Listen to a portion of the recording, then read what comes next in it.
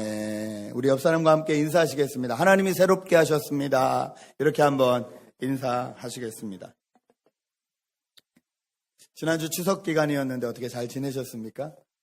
저희가 이곳에서는 특별히 좀 추석 행사를 하지 않기 때문에 교회에서도 그냥 떡을 좀 나누는 것으로 주세공세를 대신 했습니다. 여러분 혹시 새 거 좋아하십니까? 새 거. 새 옷, 새 신발, 새 핸드백 이런 새 것들을 좋아하시나요? 네. 대부분의 분들이 아마 새 것을 좋아하실 것입니다. 제가 몇 주 전에 핸드폰을 새로 바꿨습니다. 원래 계약 기간이 한 6개월 남아있고 요즘은 이제 핸드폰도 매달 이렇게 내잖아요. 매달 그 핸드폰 기계값을 이렇게 나눠서 내거든요. 워낙 핸드폰이 요즘 컴퓨터처럼 좋아졌기 때문에 그걸 이렇게 나눠서 내는데 아직 그것이 또 6개월 이상 남았고 그래가지고 고장이 났는데도 좀 바뀌기에 뭐해서 가지고 있었는데 그쪽으로부터 연락이 왔습니다. 좋은 소식이 있다고. 지금 당신이 이제부터 내야 되는 핸드폰 비용이 한 250불 정도 남았는데 8월 말까지 새로운 핸드폰으로 바꾸는 계약을 하면 300불을 돌려준다고. 250불 내고 300불 받는 거는 이득이잖아요. 택스고 뭐고 하니까 딱 떨어지고 계산을 좀 이게 뭔가 하고 좀 계산을 해봤는데 저한테 별로 손해되는 게 없는 것 같습니다. 그래서 그러면 이참에 바꾸자. 그래서 바꿨습니다. 그런데 바꾸고 3주도 되지 않아서 문제가 생겼습니다. 제가 바꾼 핸드폰이 미국에서 불이 났다고. 충전을 하다가 불이 나고 터지고 해가지고 문제가 됐다고. 하필이면 그 기종. 딱 새로 나온 그 기종으로 제가 바꿨는데 그래가지고 이게 어떻게 된 일인가? 이걸 어떻게 해야 되나? 이렇게 좀 당황스러워하고 있었습니다. 여러 가지 이 정황들과 소식들을 좀 들어보니까 그 회사는 이번 일로 2조 5천억 원 이상의 손해를 본다고 합니다. 그 기계만으로 2조 5천억 원이고요. 그 브랜드의 그 이미지 추락, 또 그것 때문에 다른 것까지 연관이 되어가지고 주식이 막 떨어지고 해서 입게 되는 액수는 어마어마하다고 합니다. 문제는 배터리였습니다. 그 배터리를 두 회사에서 만들었는데 그 중에 한 회사에서 만든 게 뭔가 좀 문제가 생겨서 그렇게 많이 터진 건 아니고 몇 대가 여기저기서 터졌다고 하는데 그 확률로 이렇게 계산을 해본 사람들은 벼락 맞을 확률보다 낮다 이렇게 얘기를 했는데 그럼에도 불구하고 미국에서는 이거에 대해서 아주 강력한 조치를 취했습니다. 첫 번째, 절대 이 기계를 가지고 비행기를 탈 수 없다. 모든 비행기에 타는 걸 금지시켰어요. 키면 안 된다. 그리고 미국 소비자협회라는 단체가 있는데 그 단체에서는 여태 이런 문제가 생길 때 한 번도 쓰지 않던 아주 심각한 단어, serious한 problem이라는 이 단어를 써서 아주 큰 문제처럼 이렇게 얘기를 했습니다. 근데 다른 잡지나 이런 데를 보면 오히려 그 회사가 그냥 배터리만 교환해 주는 것이 아니라 아예 그냥 새 것으로 바꿔준다고 발표를 했거든요. 그래서 2억 5천만 불을 손해를 보든 얼마나 손해보든 간에 상관없이 무조건 다 바꿔주겠다. 그것도 시원치 않은 사람은 아예 그냥 계약을 해지해주고 환불을 다 해주겠다. 그렇게 발표했음에도 불구하고 이건 아주 심각한 문제고 이건 좀 문제가 많은 거다라고 이렇게 주장을 하고 있습니다. 조금 제 개인적인 생각입니다만 조금 냄새가 나긴 합니다. 왜냐면 그런 사건이 있은 지 3주 뒤에 미국 제품이 나왔거든요. 새로. 그래서 조금 밀어주는 게 아닌가라는 개인적인 생각을 조금 하긴 했습니다. 이와 비슷한 사건이 작년에도 하나 있었습니다. 자동차를 만들기로 아주 유명한 회사가 있었는데 그 회사가 어떤 차에 결함이 발견됐습니다. 그 차는 새로운 기술이고 독일이 차를 잘 만들잖아요. 새로운 기술이고 좋은 차고 그래가지고 아주 새로운 기술로 만들었다. 신혁신 기술로 만들었다. 그래서 이제 인기를 끌었는데 그런 줄 알고 이 신혁신 기술로 만든 차들이 얼마나 이 대기에 공기 가운데 이 오염을 많이 안 내고 깨끗한지를 실험하기 위해서 몇 대를 가져놓고 실험을 했는데 당연히 그 차가 깨끗하다고 했으니까 그렇게 될 줄 알고 가져다가 실험을 했는데 결과가 자꾸 엉뚱하게 나온 겁니다.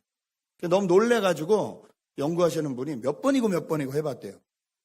근데 발표한 결과하고 전혀 반대가 나와서 이게 이상하다 그러고 보고를 했더니 그 사람들이 갑자기 미국에 있는 차 50만 대를 다 리콜하겠다.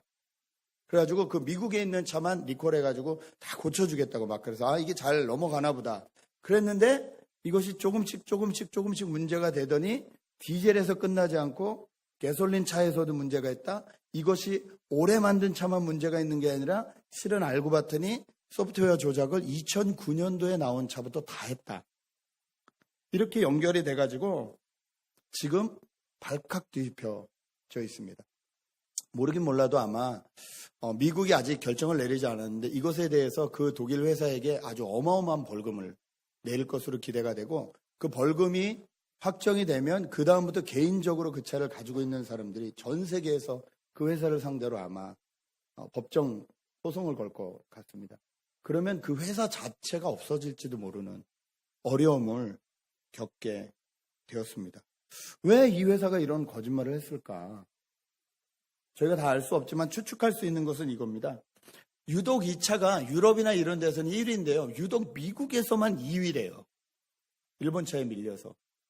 그래서 이 사람들이 만들어낸 것이 뭐냐면요. 가장 새로운 친환경 고효율 엔진을 장착했다. 이 말이 미국에 먹혔습니다. 환경에 대해서 많이 생각을 하기 때문에 친환경이래더라. 게다가 효율도 좋대더라. 이 말에 미국 소비자들이 마음을 움직여서 결국 2015년에는 이 차가 판매 1위를 했습니다. 미국에서. 그런데 알고 봤더니 이게 속임수였다. 1등의 자리를 갖고 싶은 마음. 새로운 것이 좋은 것이라는 것을 자꾸 나타내서 자기들의 목적을 이루려는 마음이 문제가 되지 않았나. 이 작은 유혹에 넘어가서 80년 된 회사가 문을 닫을지도 모르는 위기에 봉착한 것이 아닌가. 이런 생각을 하게 되었습니다. 저희가 읽은 바울이 보낸 이 고린도 교회의 편지, 두 번째 편지에는 이 바울이 고린도 교회에 얼마나 문제가 많은지를 다시 한번 알려주고 있습니다. 이 교회는 여러 사람들이 모였습니다. 이방인도 있었고 유대인도 있었고 국적이 다른 사람들이 다 모여 있었고요. 형편과 생각과 모든 것이 다 다른 사람들이 다 합해져 있는 교회였습니다. 저희가 한국 사람들만 모였는데도 이게 마음이 맞추기가 쉽지 않은데 각 나라 민족의 족속들이 다 모여서 함께 교회를 이루고 있다면 얼마나 문제가 많겠어요. 어떤 사람에겐 된장 냄새가 싫을 것이고 어떤 사람에겐 치즈 냄새가 싫을 것이고 일어날 만한 문제가 한두 가지가 아니잖아요. 그런 교회였습니다.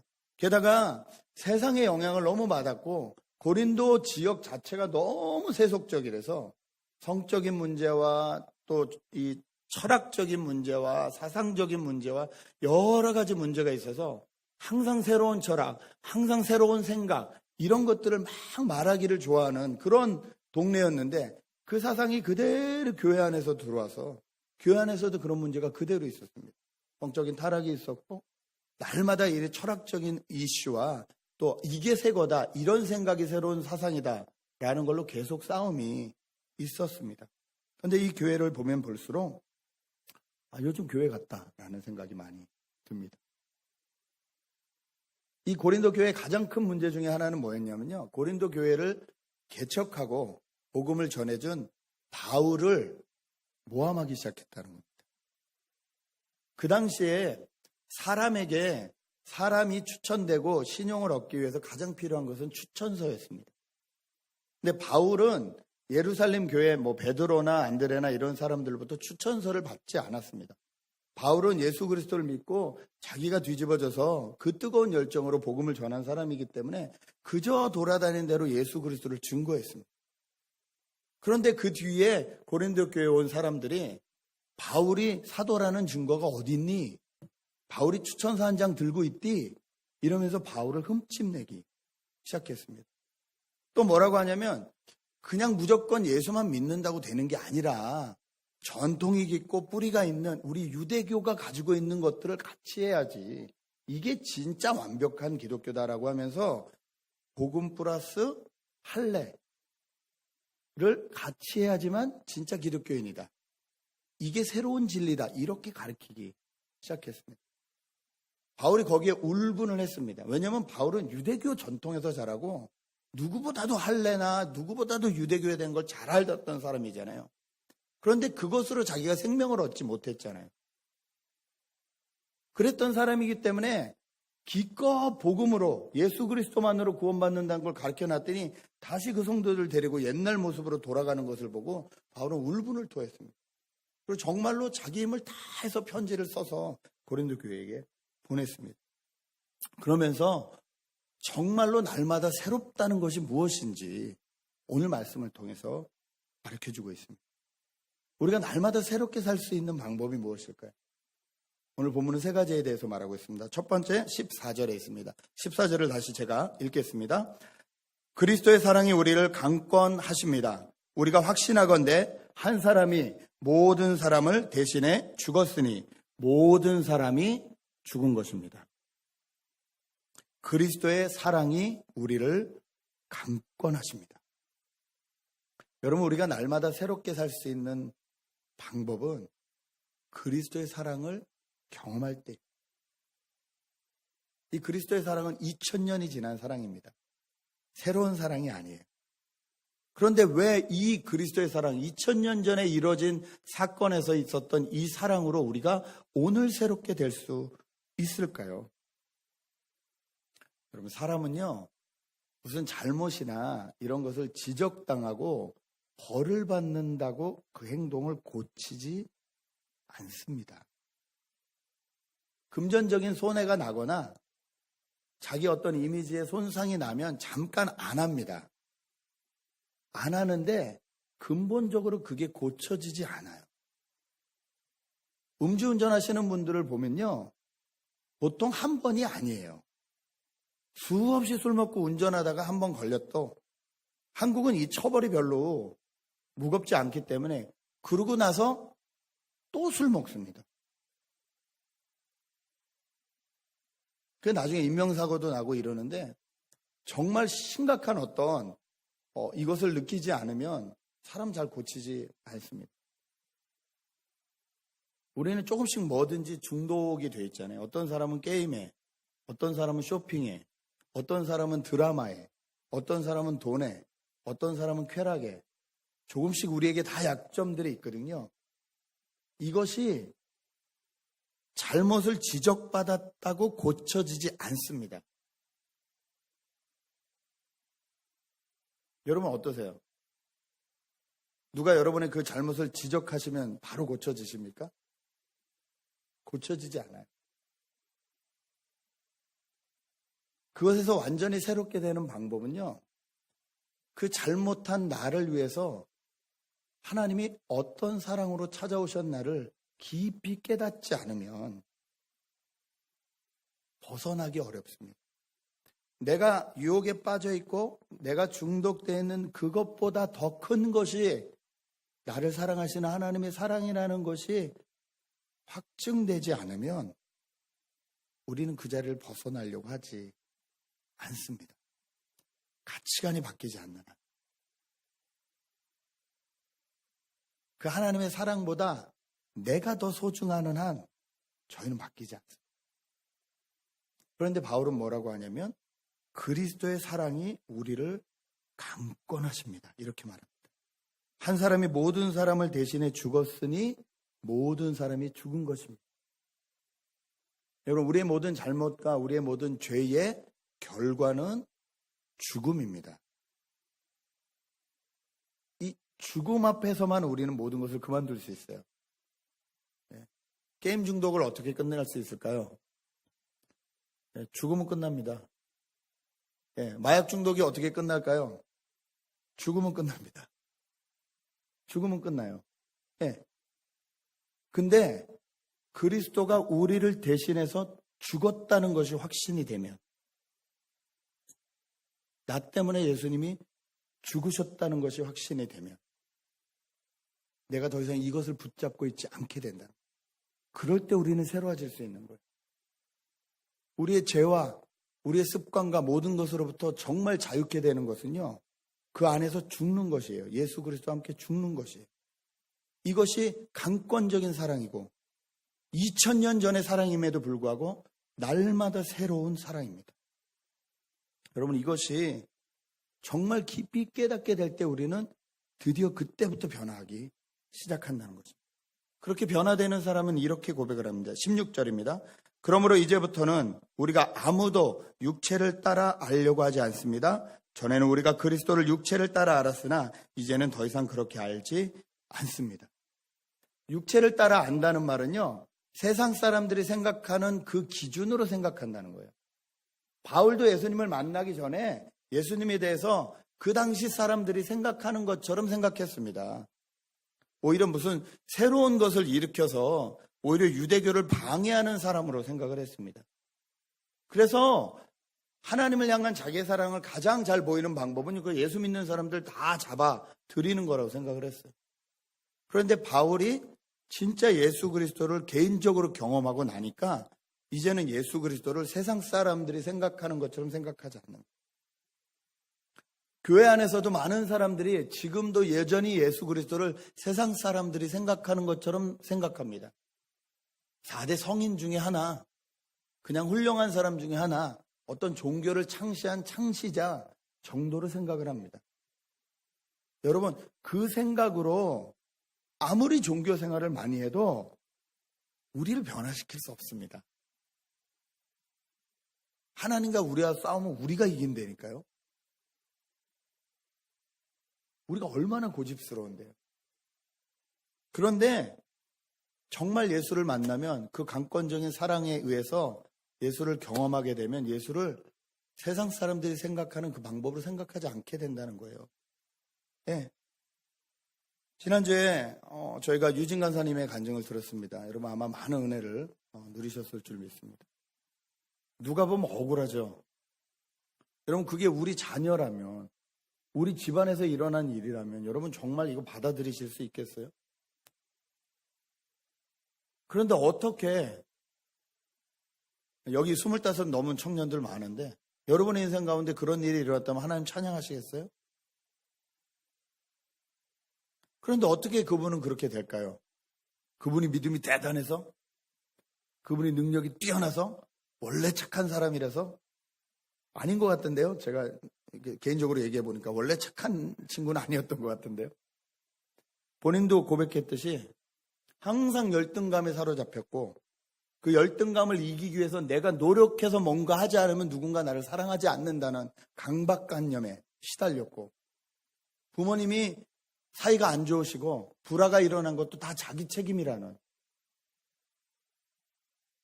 완전히 우울하고 강박에 눌려있고 불안하고 항상 어찌 될 줄 몰라서 두려워하고 있는, 그러나 태어날 때부터 평생 교회는 다닌 종교적인 사람이었어요. 그런 그 친구를 하나님께서 강권적으로 찾아와 주셔서 저 구석에 쭈그리고 앉아있는, 울고 있는 것 같은 너를 내가 있는 그대로 사랑한다. 네가 아무 노력을 하지 않아도, 네가 더 이상 너를 변화시키지 않아도 나는 너를 있는 그대로 사랑한다. 그 말씀에, 그 강권적인 사랑에 정말로 마음이 녹아서 이제는 내가 진짜 하나님 믿고 살 수 있겠다. 뿐만 아니라 내 인생을 그 사랑을 증거하는 일에 사용해도 아깝지 않겠다. 그렇게 생각이 바뀌어서 간사로 지원하게. 간사로 지원해서 간사로 일하면서 프린트법으로 심부름하러 가던 날, 말도 안 되는 사건을 당했지만 그 친구가 믿음이 좋아서가 아니라 그 친구를 붙잡고 있는 하나님의 강권적인 사랑이 강력해서 자기를 찔른 사람을 향해서 나는 저 사람이 처벌받는 건 원하지 않습니다라고 말할 수 있게 되었다. 여러분, 이것이 그리스도의 강권적인 사랑입니다. 여러분이 강권적인 사랑 가운데 살고 계십니까?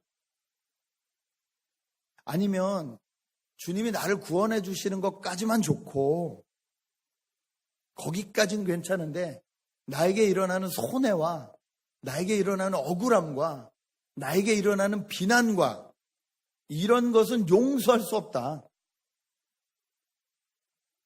여러분 그렇게 생각하고 계시는지요? 우리를 위해 아들을 십자가에서 제물로 내어주신 그 강권적인 사랑이 정말 내 안에 들어올 때 여러분 저희는 날마다 새로운 삶을 살 수 있음을 잊지 마십시오. 두 번째, 우리가 새로운 삶을 살려면 새로운 피조물이 되어야 합니다. 17절을 함께 읽겠습니다. 고린도서 5장 17절의 말씀 읽습니다. 시작. 그러므로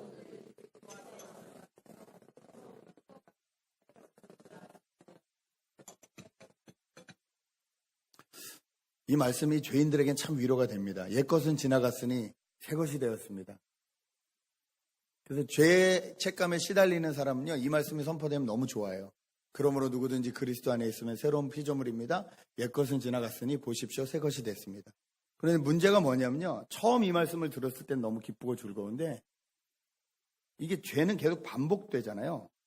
반복되는데 이 말씀이 이렇게 임하기 시작하면요, 나중엔 점점 아무런 감동이 없어요. 정말 새롭게 살기 위해서는 새로운 피조물이 돼야 되는데 나는 예수 믿고 새로운 피조물이 됐다라고 하는데 전혀 내 생활은 아니거든요.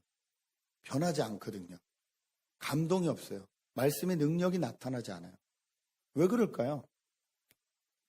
우리가 새로운 피조물이 되었다. 그리스도 안에 있는 것이 무엇인지에 대해서 착각하기 때문에 그렇습니다. 저희는 새로운 피조물이 되었다는 것에 대해서, 그리스도 안에 있는 것에 대해서 우리의 내면에서부터 뭔가 이렇게 계속 올라와서 우리가 새롭게 되는 걸로 생각을 합니다. 그런데 여기서 말하는 것은요, 내면에서부터 뭔가 올라오는 것이 아니라 위에서부터 덮여져 내려오는 것을 말합니다.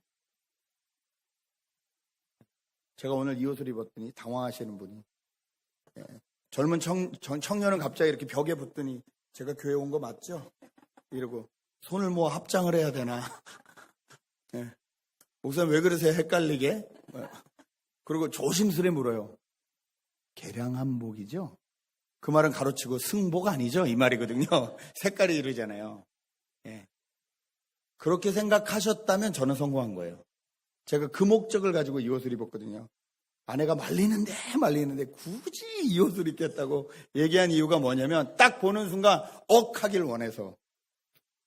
계량한복입니다. 제가 계량한복을 원래 입고 싶어 했는데 어떻게 이번에 구했는데 사다 보니까 색깔이 이렇게 됐어요. 머리 짧으면 진짜 헷갈리겠다. 이렇게 되겠다. 사람들 헷갈리시겠다 생각은 했어요. 그런데 이것으로 말씀드리고 싶었어요. 여러분, 예수 안에 있다는 건요, 그리스도로 옷을 입는다는 소리예요. 이제는 내가 보이는 것이 아니라 예수님이 보이신다는 거예요. 그런데 만약에 우리가, 제가 항상 입듯이 와이셔츠 입고 넥타이 매고 그 밖에다가 이 옷을 이렇게, 이게 크잖아요. 충분히 들어가거든요. 그렇게 입었다면 어떨까요? 어울릴까요? 그리스도로 옷 입는다는 것에 대해서 착각해서 많은 사람들이 이렇게 생각을 합니다. 자, 이제 내 죄는 다 해결됐고 내 문제는 다 해결됐으니까 아무도 나한테 이것에 대해서 물을 수 없어. 예수님이 다 용서하셨는데 누가 나를 정죄하겠어? 나는 그러므로 완전한 자유인이야. 여러분, 이것은 새로운 피조물이 아닙니다. 그렇게 생각하는 것은 그리스도 안에 거하는 것이 아닙니다. 그리스도로 온전히 옷 입는다는 말에 대한 착각입니다. 그것은요, 자기 옷을 입은 채 그 위에 그리스도를 덧입으려는 행위에 불과합니다. 여러분, 새로운 옷을 입기 위해서는요, 본인이 입고 있던 옷을 다 벗어 제껴야 됩니다. 내가 가지고 있는 부끄러운 모습과 벌거벗은 모습과 치부를 다 드러내야 됩니다. 누구 앞에요? 예수 그리스도 앞에.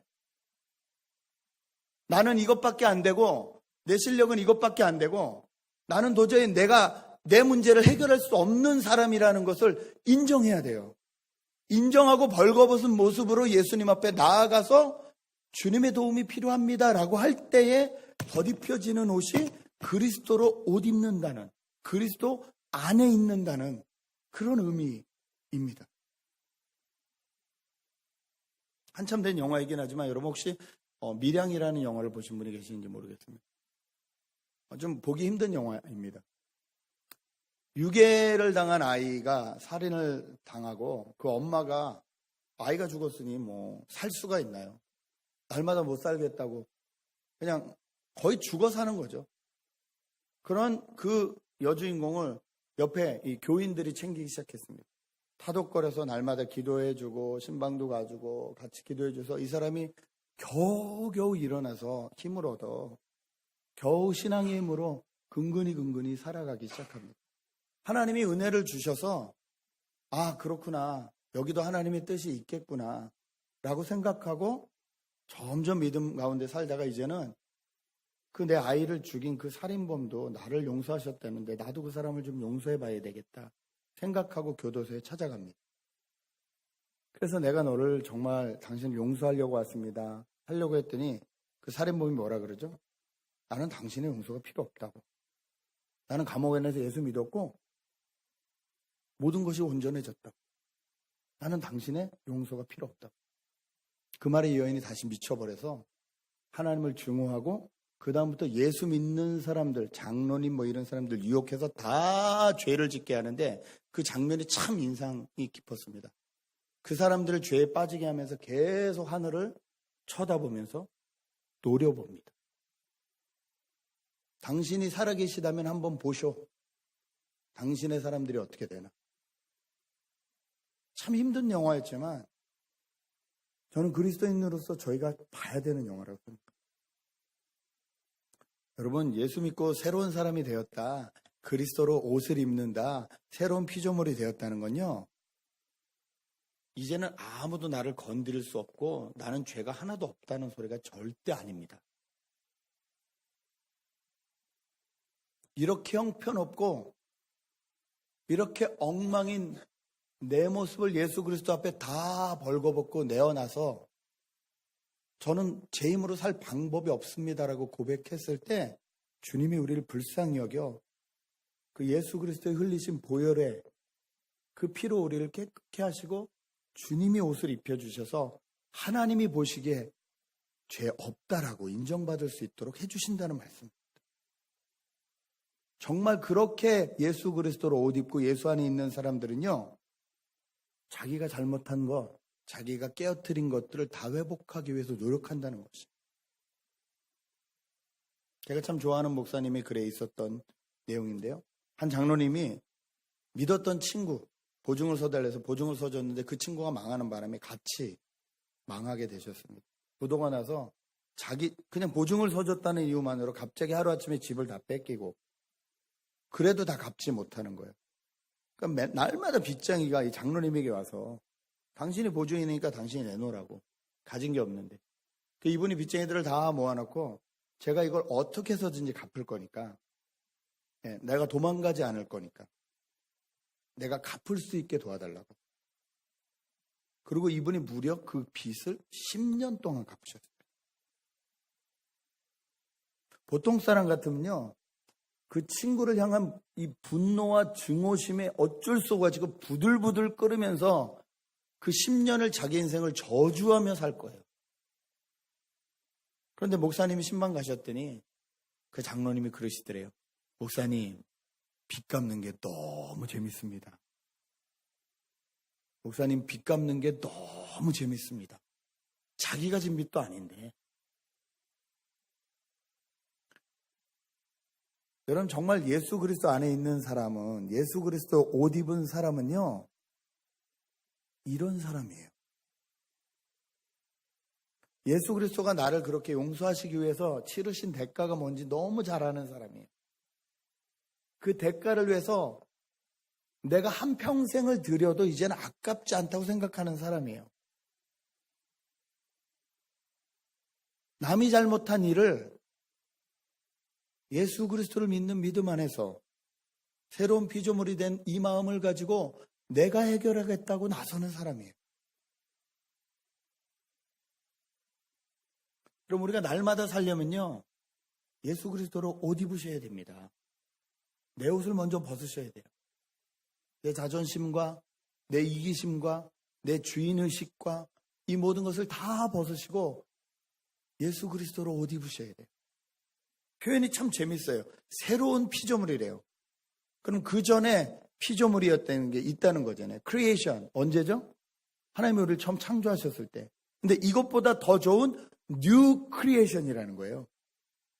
첫 번째 하나님이 우리를 창조하셨을 때는 우리가 하나님을 배반하고 배신하는 그런 상태였습니다. 그런데 예수 그리스도를 통해서 뉴 크리에이션이 되면 이제는 그런 일이 없다는 거예요.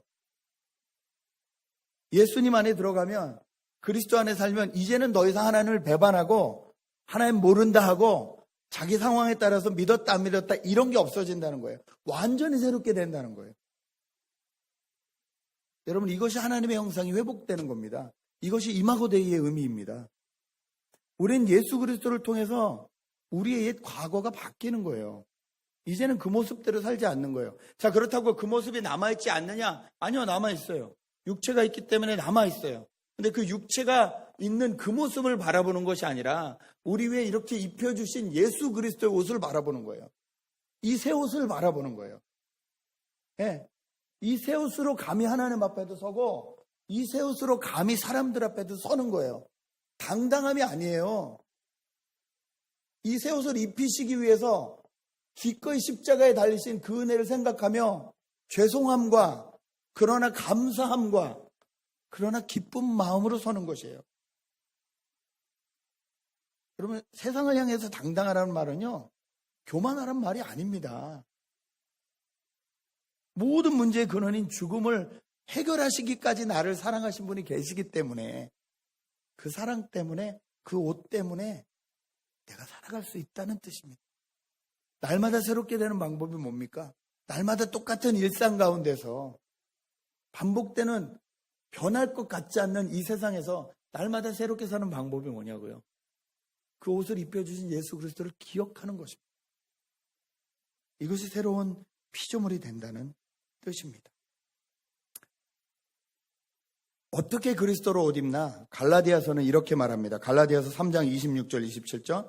여러분은 모두 그리스도 예수 안에서 믿음으로 하나님의 아들들이 됐습니다. 그리스도 앞에 침례를 받은 사람은 모두 그리스도로 옷 입었기 때문입니다. 침례를 받은 사람이 그리스도로 옷을 입었다. 침례가 뭐죠? 내 자아가 완전히 물속에 잠겨서 죽고 이젠 예수 그리스도의 부활하신 생명으로 다시 연합해서 사는 것. 그 의식이 침례잖아요. 이제는 내가 죽고 내가 사는 것이 아니요 내 안에 계신 예수 그리스도가 사시는 것이다. 이게 침례 의식이잖아요.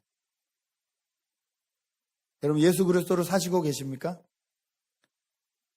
예수 그리스도로 다시 옷 입고 계십니까?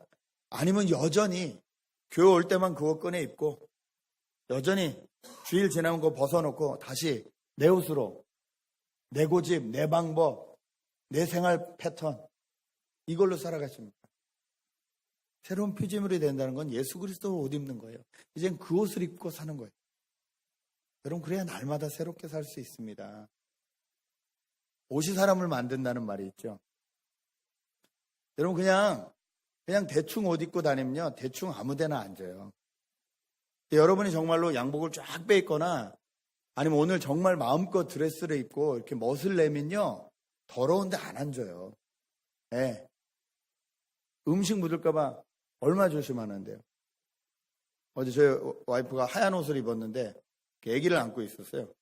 내가 이제 라면을 먹는다고 이제 어리니까 그 손으로 막 이렇게. 그러니까 국물이 튀잖아요. 야, 나 흰 옷 입었다. 애가 이쁘지만, 야, 나 흰 옷 입었다. 여러분, 자기가 깨끗한 옷을 입으면요, 더러운 데 가지 않아요. 여러분이 깨끗하게 사실 수 있는 방법이 뭔 줄 아십니까? 예수 그리스도로 옷 입는 거예요. 예, 딴 사람 볼 거 없어요. 자기 얘기하는 거예요. 누가 누굴 봐요. 여러분, 정말로 예수 그리스도로 옷 입으십시오. 그래야 날마다 새롭게 살 수 있습니다. 마지막으로 정말로 우리가 날마다 새롭게 살 수 있는 방법은 하나님이 주신 사명이 무엇인지 깨달으며 사는 것입니다. 우리 18절부터 20절까지를 함께 읽었으면 좋겠습니다. 고린도후서 5장 18절에서 20절까지 한 목소리에 읽습니다. 시작. 모든 것은 하나님께로부터 왔습니다. 하나님은 그리스도를 통해서 우리를 그분과 화목하게 하시고 또한 우리에게 화목하게 하는 직분을 맡겨 주셨습니다. 곧 하나님께서는 사람들의 죄를 그들에게 돌리지 않으시고 세상을 그리스도 안에서 그분과 화목하게 하셨으며 또한 우리에게 화목하게 하는 말씀을 맡겨주신 것입니다. 그러므로 우리는 그리스도를 대신하는 사절이 돼 하나님께서 우리를 통해서 권면하시는 것 같이 그리스도를 대신해 여러분에게 간곡히 부탁합니다. 여러분은 하나님과 화목하십시오. 아멘. 여러분, 아무리 위에서부터 맑은 물이 내려와도요, 그 물이 고여 있으면 썩습니다. 그 맑은 물이 썩지 않게 하는 방법은요, 아래로 다시 물기를 내는 겁니다. 작게라도 물기를 내서 흘러 들어오는 물이 조금씩이라도 나가게 하면 내 안에 썩지 않습니다. 하나님의 사랑, 그리스도의 은혜, 이 놀라운 것이 우리 안에만 있으면 되게 좋을 것 같은데 그렇지 않습니다. 썩습니다. 하나님의 사랑에 대한 감격이 없어집니다. 하나님의 은혜에 대한 감사가 없어집니다. 뭐가 하나님의 은혜고 뭐가 하나님의 사랑인지 잘 알지 못합니다. 그리고 자기는 잔뜩 가지고 있다고 생각하고 자기 외에 다른 어떤 것도 용서하지 않고 바라보지 않습니다. 여러분, 그러면 우리는 썩게 돼 있습니다. 아니, 왜 가장 말씀을 잘하신다는 목사님과 장로님이 싸울까요? 여러분, 이해가 되세요? 말씀대로 사시는 분들이잖아요. 적어도 그분들은 말씀을 맨날 보는 사람들이잖아요. 제가 알기로는 최소한 그렇습니다. 그런데 왜 일반 성도들보다 더 그렇게 싸우실까요? 말씀대로 살려고 싸우시는 거겠죠? 제발 그랬으면 좋겠습니다. 예. 근데 그러지 않은 경우가 너무 많아요. 하나님이 온갖 좋은 것을 흘려보내주셨는데 어느새 그것이 감사가 아니고 내 것이라고 생각하는 거예요. 내 것이라고 생각하는 거예요. 예. 교회 성도가 내 것이라고 생각하는 거예요. 교회 건물이 내 것이라고 생각하는 거예요. 교회 모든 것이 내 것이라고 생각하는 거예요. 그러니까 성도 수로 협박하고 재정으로 싸움하고 흘려보내지 않아요. 고여 썩는 겁니다. 여러분, 고이면 썩습니다. 우리가 썩지 않고 날마다 새 것으로, 날마다 샘물을 받아 먹을 수 있는 방법은요, 들어오는 만큼 똑같은 크기로 내보내면 돼요. 그러면 그 가운데 있는 나는 날마다 샘물을 먹는 거예요. 날마다 새롭게 사는 거예요. 이해가 되시죠? 예. 그런데 이것을 이만큼 받아서 요만큼 흘리면 이 안에서 점점 썩는 거예요. 오늘 주님 뭐라고 말씀하십니까? 우리를 화목케 하는 사신으로 부르셨다는 거예요. 예, 대사관으로 부르셨다는 거예요. 여러분, 언제 대사 되어보시겠습니까? 대사 될 일 없잖아요. 근데 적어도 하나님은 여러분을 천국의 대사라고 부르세요. 그 대사가 하는 일이 뭐라고요? 화평케 하라는 거예요. 화목케 하라는 거예요. 화해하라는 거예요. 이 일을 하라는 거예요. 여러분, 화평케 하고 화목케 하고 화해하는 데는요, 그냥 말로 되지 않습니다. 그 장로님이 그 모든 것을 화해케 하시기 위해서 자신의 10년이라는 세월을 투자하셨습니다. 엄청난 희생을 하신 거예요. 그렇죠? 그래서 그 빚에 대한 모든 문제, 그다음 그 사람들과 있었던 모든 문제, 심지어 자기를 배반한 친구와 있었던 모든 문제를 다 해결하셨어요. 모르긴 몰라도 그 친구는 정말 평생 자기의 진짜 친구는 이 장로님이라고 생각하셨을 거예요. 네. 부끄러워서 앞에 나타나지 못했는지도 모르겠지만, 여러분, 화목하기 위해서는, 화해하기 위해서는요, 내가 감수해야 될 것이 분명히 있습니다. 예수님은 죄로 인해서 하나님과 단절된, 하나님과 우리 사이를 화목케 하시기 위해서 본인의 생명을 내어주셨습니다. 화목케 한다는 건 자기가 가지고 있는 것을 내어놓는 것입니다. 여러분, 이럴 때 우리가 날마다 새롭게 살 수 있어요.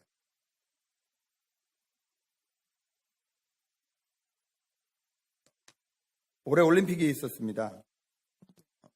어디서 있었죠? 네, 브라질에서 있었죠. 리우라는 데서. 올림픽이 있었다는 건 기억하죠. 우리나라 몇 등 했는지 혹시 기억하세요? 네, 뭐 대충 10위 안에 뭐 이렇게 그 정도 있었고 뭐 금메달이 몇 개 땄고 자세히 하시는 분은 자세히 아실 거예요. 그런데 여러분 혹시 그 올림픽이 끝나고 나면 그 똑같은 장소에서 또 한 번 올림픽이 열린다는 거 아십니까? 네. 패럴림픽이라고 불리는 장애우들을 위한 올림픽이 열리죠. 네. 거기 이제 어제죠. 오늘로 이제 9월 18일인데 거기 시간으로 어제인데 우리나라가 몇 등 했을까요? 관심 없으시죠? 네. 우리나라 최초로 3관왕이 나왔거든요. 수영에서. 네. 우린 별로 관심 없습니다. 그런데 저희 나라 이 스포츠 할 때마다 특히 축구할 때마다 응원하는 단체가 있죠. 그 이름이 뭐죠? 붉은 악마. 왜 악마라고 졌을까 했는데 아마 이 강하다는 이미지를 심고 싶어서 그랬나 봐요. 막 하면 막 국기 올라가고 막 북소리와 함께 빨간 거 쫙 올라가고 다 빨간 거 입고 대한민국 2002년에 다 하셨잖아요. 그런데 요번에 이 장애우 올림픽에는 똑같은 빨간 티셔츠인데 문구가 달랐습니다. 레드 엔젤이었습니다. 그런데 그거를 한국 분들만 입고 있는 게 아니라 그 근처에 있는 각 나라 사람들이 다 입고 있는 거예요. 이게 무슨 일인가 봤더니 한국에서 사업을 하시는 분이 자기 돈으로 자기 시간 들여서 티셔츠를 500장 맞춰가지고 브라질까지 날아간 거예요. 다른 사람들이 다 올림픽 끝났다라고 해산하고 집에 가는 그때에 일부러 장애우들을 위해서 거길 가신 거예요. 그래서 옆에 있는 사람 말이 통하든 안 통하든 다 티셔츠 나눠주고 같이 응원하자고 그 사람들이 뭐 대한민국 사람이 아니래도 괜찮아요. 다 같이 대한민국을 외치는 거예요. 짝짝짝짝짝도 가르치고 뭐 어느 나라 사람이 나오든 간에 막 열심히 잘한다 응원을 해주는 거예요. 그래서 그분에게 기자가 여쭤봤습니다. 왜 붉은 천사냐고. 그랬더니 악마보다 천사가 낫지 않아요? 대답이 너무 간단했어요. 여러분 악마가 좋으세요? 천사가 좋으세요? 악마보다 천사가 좋지 않아요? 사람들이 살기 너무 힘들어서 한국을 헬 조선이라고 부릅니다. 헬, 지옥. 지옥과 같은 조선이다. 여러분 헬 조선이 되면 안 되잖아요. 헤븐 조선이 돼야 되잖아요. 말부터 바꿔야 된다고 생각합니다. 우리 생각부터 바꿔야 된다고 생각합니다.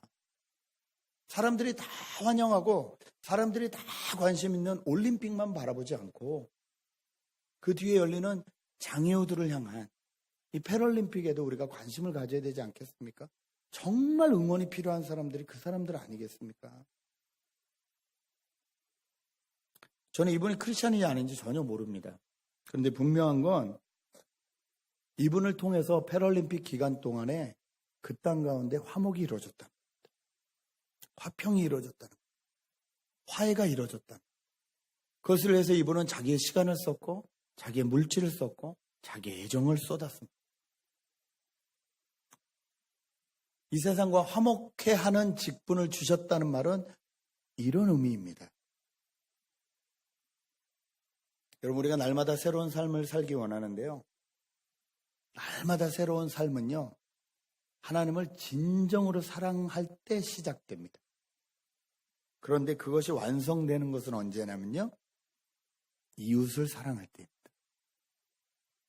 하나님을 사랑함으로 시작된 새로운 삶은 이웃을 사랑할 때 완성된다는 겁니다. 여러분 우리가 드리는 예배도 마찬가지입니다. 우리가 하나님을 사랑하고 하나님 앞에 감격해서 하나님 감사합니다. 우리 같은 사람 구원하셔서 감사합니다라고 예배를 드리잖아요. 일주일의 첫날인 주일날 예배를 드리잖아요. 이 예배는 여기서 끝나지 않아요. 이 예배는요. 이제부터 우리에게 주어진 일주일간의 시작 예배입니다. 이 예배가 어디서 끝날까요? 여러분이 앉아 계신 그 삶의 현장, 가정이 됐든 직장이 됐든 거기서 하나님을 사랑하는 이 사랑을 받아 누려서 그것을 가지고 그곳에 있는 이웃들에게 그 사랑을 나눌 때 거기서 예배는 끝나게 됩니다. 우리는 예배를 시작하기 위해서 이 자리에 온 거예요. 일주일 내내 요 1시간으로 예배 끝, 그 다음에 나머지 다 4시간, 이게 절대 아니에요. 여기서 어떻게 하나님을 사랑해야 되는지, 어떻게 새롭게 살 수 있는지를 배우고 나가서 우리 현장에서 정말 그렇게 사는 거예요. 화목케 하는 역할을 감당하는 거예요. 그것을 위해서 내 물질을 쓰는 거예요. 그것을 위해서 내 시간을 쓰는 거예요. 그것을 위해서 내가 손해를 보는 거예요. 양보하는 거예요. 용서하는 거예요. 다시 한번 기다려주는 거예요. 이것으로 우리가 화목케 하는 직책을 감당하고 그때 하나님이 주시는 놀라운 은혜와 감격으로 날마다 내가 살아있음을 경험하게 됩니다. 내 힘과 능력이 아니라 예수 그리스도로 옷 입고 날마다 이웃에게 다가가셔서 화목케 하시는 저와 여러분이 되셨으면 좋겠습니다. 그래서 적어도 웨스트 LA 이마고대의 교인들은 사람들을 분열시키고 사람들을 나누고 자기 것을 취하는 사람들이 아니다. 정말 하나님을 사랑하고 하나님의 사랑으로 자기가 가진 것들을 다 내어주는 정말 그리스도의 사랑을 이 땅에 흘려보낸 사람들이다. 이런 열매를 거두시게 되시는 이 가을 되시기를 주님의 이름으로 간절히 부탁드립니다. 같이 한번 기도하겠습니다.